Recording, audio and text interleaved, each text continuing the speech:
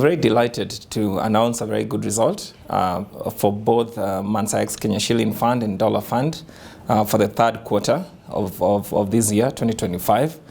So the Kenya Shilling Fund for Q3 of 2025 delivered a return of 5.09%.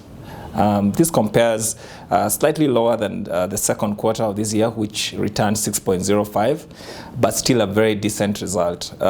Because if you look at the 9-month annualized return, is now at 21.37%.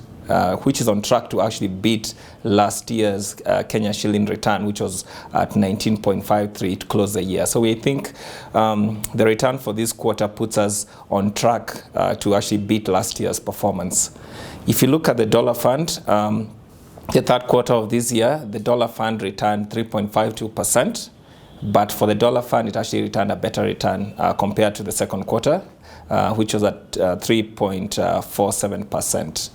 Again, the 9-month annualized return for the Dollar Fund comes to 13.51%, which is on track to beat last year's dollar performance, which was 12.5%.